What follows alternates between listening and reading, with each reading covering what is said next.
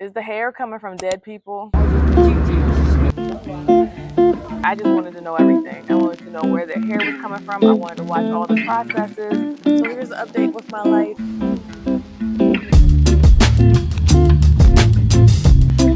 Wearing extensions.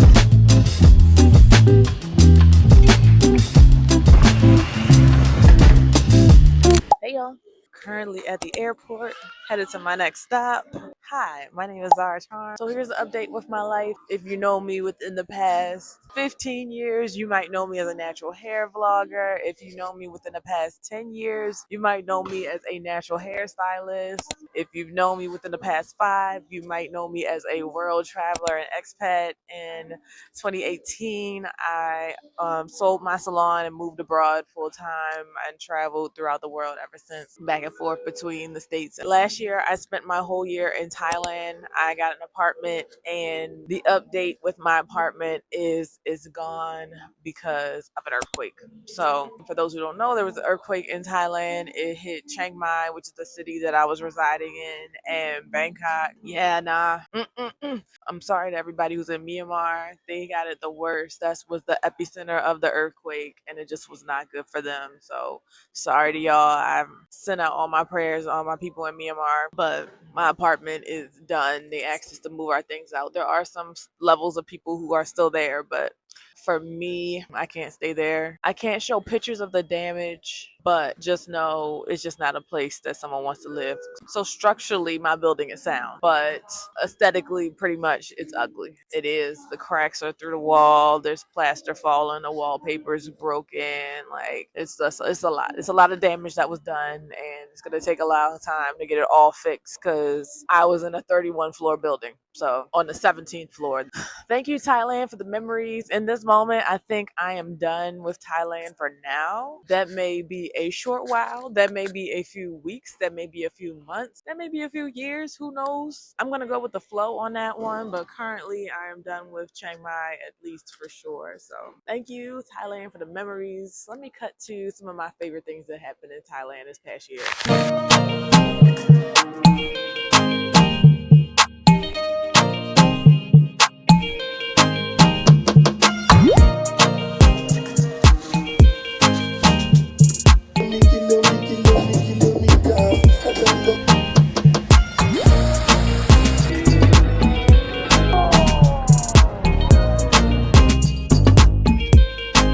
So what's next? So next, I am tapping fully into the hair world right now. Hair is everything. Right now, I am here in Vietnam, and I am doing a hair factory tour. I'm going to visit as many hair factories as I can while I'm here, learning everything I can about hair, trying hair, buying hair, testing out hair, all things hair. So that's what we're on now. I'm currently at the airport, headed to my next destination. I already visited Da Nang, where I saw one hair factory already. Absolutely incredible experience, and I'm ready to continue this next stop. So also, I'm going to share some of my old videos. I have so much footage of living abroad, traveling abroad. If you have any questions about any of this stuff, drop it in a comment. I'll respond.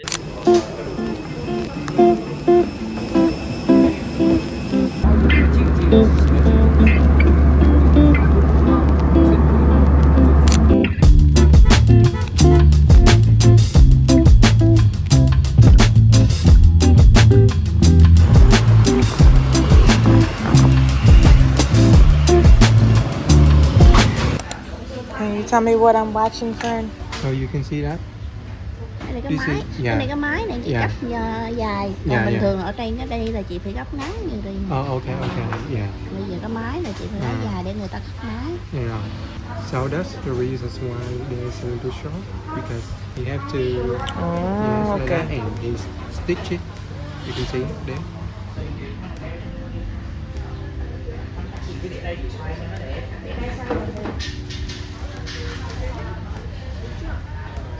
So that's why they're Okay. short hair. Oh, I like that.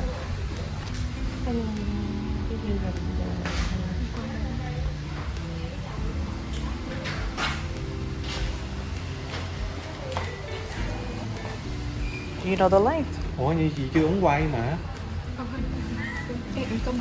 Sorry. Okay. Thank you. She's about to push the record button.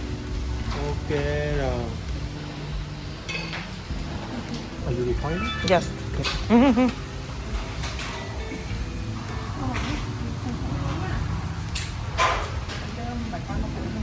Yêu hàng sản phẩm. They wear on the hair, Oh. so we are making sure there's not plastic hair. Where's the hair come from? Urban, rural area. Mm-hmm. Yeah. Of Vietnam? Yes, of course. Okay. So this one has been bleached to the color 613.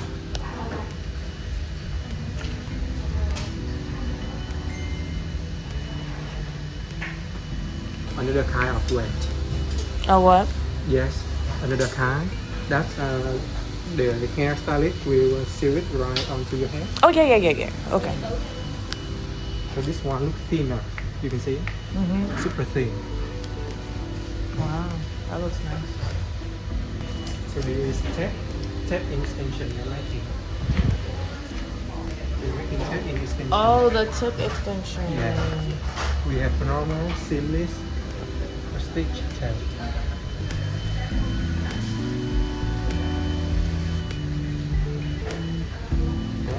Rural area, some of them like wearing extension, some just some.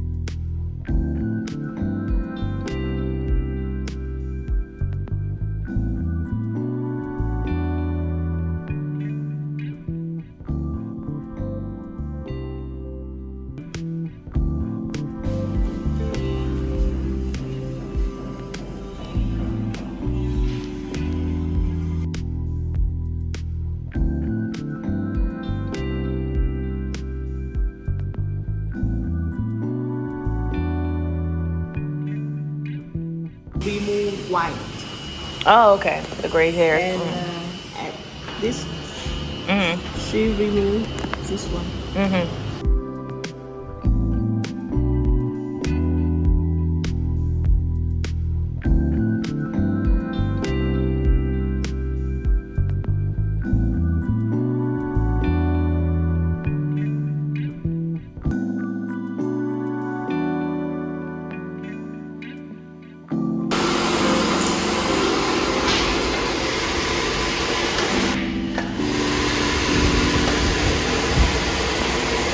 Ép kế cái này ba đứa đều ép cái hàng trắng này trước.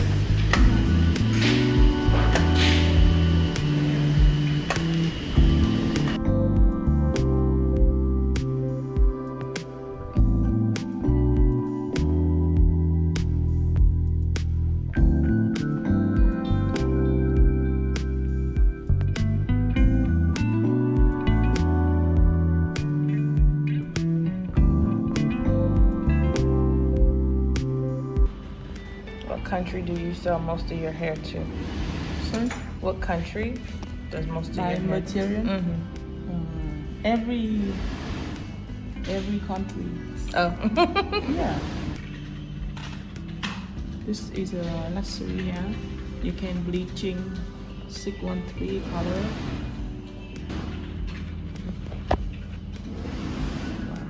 Really nice.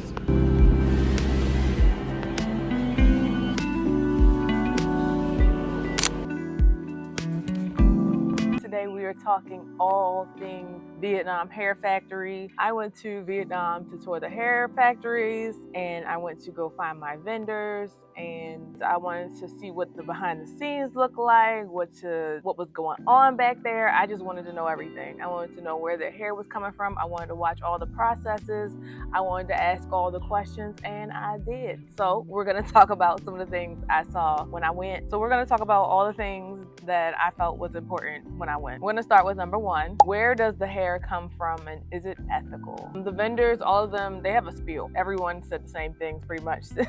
It came from the rural areas of Vietnam. I asked if the hair was shipped in. So is it all Vietnamese hair or is it shipped in? And most people, I didn't find any vendors that said they shipped hair in. They all said that it wouldn't be cost effective at the end of the day to ship hair in. So I was just wondering, because places like Myanmar, they don't have hair factories and things like that. They don't have a hair industry the way Vietnam or China does. And so I asked if they got their hair shipped in from Myanmar, China, or some other place. They were like, no, it's all Vietnamese hair. So I do believe that wholeheartedly. Is the hair coming from dead people? Now, what I was told is that the less reputable vendors do that, and they don't do that in Vietnam. They do that in other countries. I believe them when they say less reputable vendors do it. So if you are getting extremely cheap hair, it is quite possible it's from a dead person. Sorting through the hair is probably a little bit harder. I don't know. It's actually quite gross when you think about it, but I am thankful and grateful that the vendors I use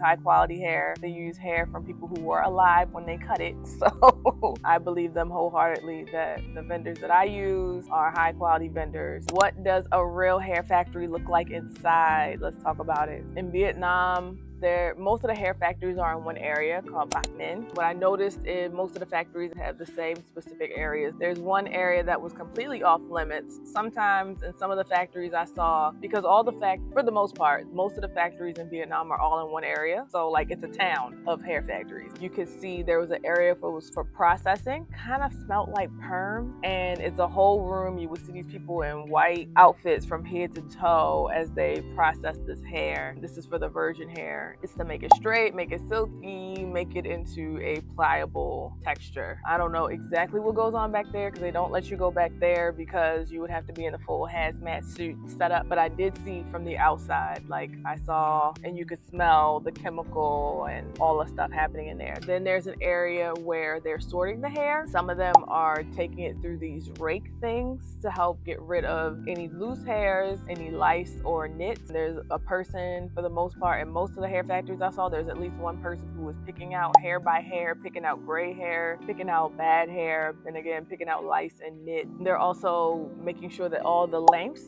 are connected because you want to make sure the hair is all one length. The hair comes in these big bundles, and I'm sure there's probably each bundle is probably sorted by length. I don't know if it's sorted by length, but I'm sure they probably have it sorted by the different quality of hair. I don't know. It could be true. They might be going through each one by one. I don't know. But the hair comes in these big barrels and big bags, big amounts of hair before they have to sort it. And so they're sorting it, they're raking it through these things. This is all before they weft it, and then they bundle it together. I'm sure they're also separating between what will be considered a higher quality hair and a lower quality hair. The longer hair is going to be considered the higher quality. Uneven hair or split ends is probably cut to shorter length. From there, you can sort it between whether it's going to be raw hair or virgin hair. And so the difference between raw and virgin, which is actually my next question, but the difference between raw and virgin, raw hair is unprocessed. It is straight out of your head, straight on a weft, straight in your hand.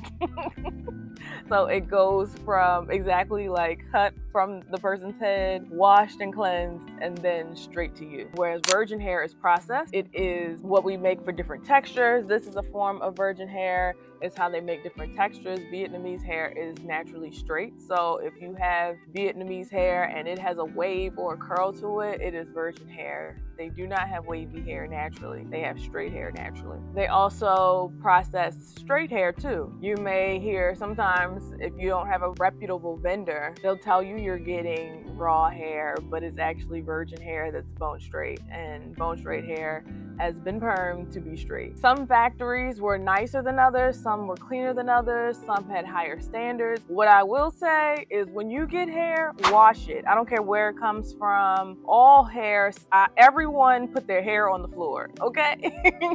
All hair was on the floor at some point. In some point in the process, and there was hair all over. Whenever you were getting your bundles, wash them.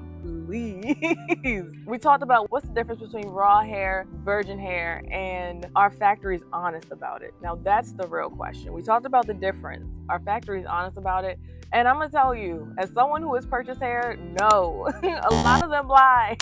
They will tell you anything to get the sale. As much as we hate it, it's the truth. They will tell you anything to get the sale. And so it is up to you to do your due diligence, know what you're looking for, and also ask questions, ask all the questions, purchase samples first before you move on so you know how the hair will work. Don't ever try a vendor and buy bulks and bulk of don't do it. Don't do it. It's not worth it. It's not worth it because you don't know the quality of the hair. You don't know what you're actually getting. You just want to make sure that you are prepared. Vendors, especially right now with trending hair, everyone has Burmese hair. Everyone has raw hair. That's not raw hair. That's bone straight. Or that's not raw hair. They'll tell you a curly texture that clearly anything that has a pattern, so a body wave or anything like that, that is virgin hair.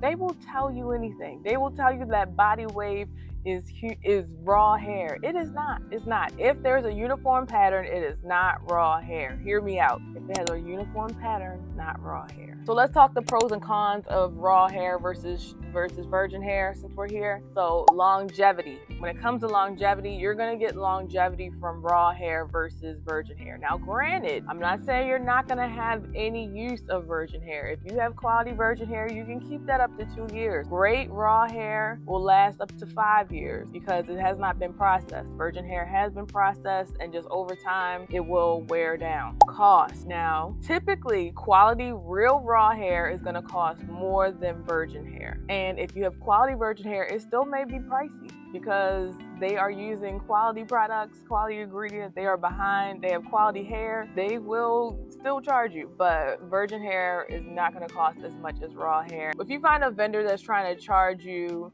extremely low virgin hair prices, it's not real. It's not real. Raw hair is expensive. Quality raw hair is expensive. So don't trust it. It's not real. Textures, and like we said, we talked about textures. If there is a uniform texture, a uniform curl, uniform wave, that is virgin hair. If it is, all Asian people don't have curly hair. Some types of Asians do have a curl or a wave pattern, but it is not defined like this at all.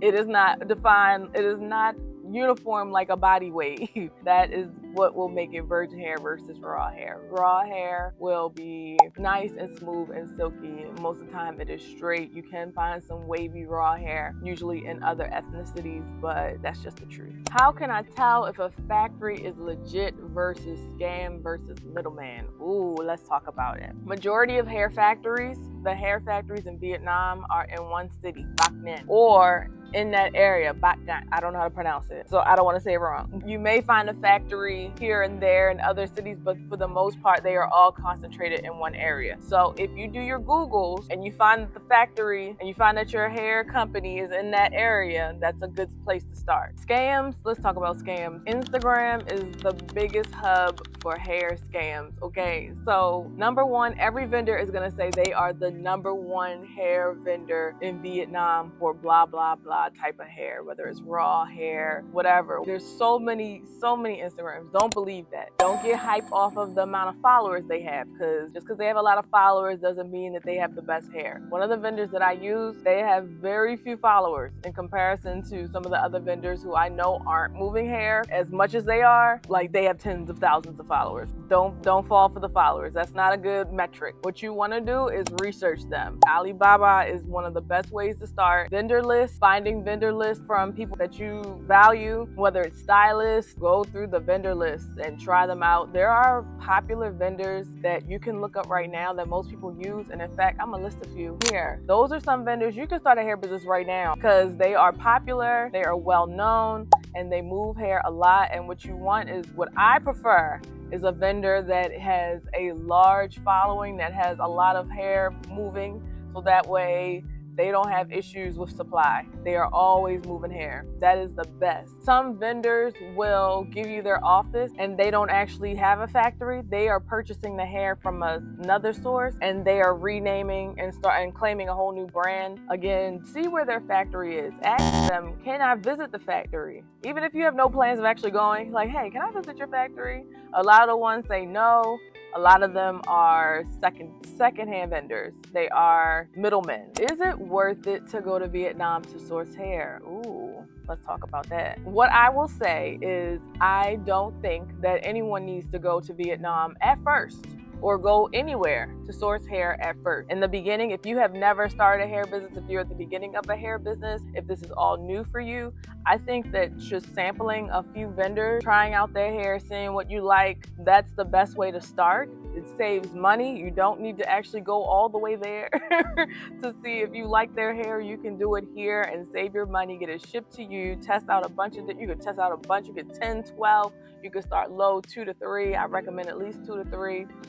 And sample their hair first, use it for a while, and then once you build rapport with a vendor, that is when you go, because then you can go there, they're already familiar with you, they understand that you have purchased from them, and then they're going to want to give you discounts and offers because they're already familiar and they already have gotten money from you. So they are like, you are a valued client, they're going to treat you well. Vietnamese people were so kind. So one of them treated me to lunch, and I only ordered a sample wig from them. I didn't even order a big order from them, but they took me to lunch and they treated me so kindly. If you had a vendor that you were locked in with, and I didn't have any vendors at that point, I was going through samples and all the vendor lists. So this was just me going off the cuff. I built maybe relationships with a few of them before I got there, but it wasn't a long-term relationship that I know if I would have done that before, I probably would have had a more personalized experience, let's say that. Yeah, definitely do that before. And if you have built a relationship with a vendor, they might even set up your whole experience, right? So like they might put you in the hotel, they might tell you which hotel,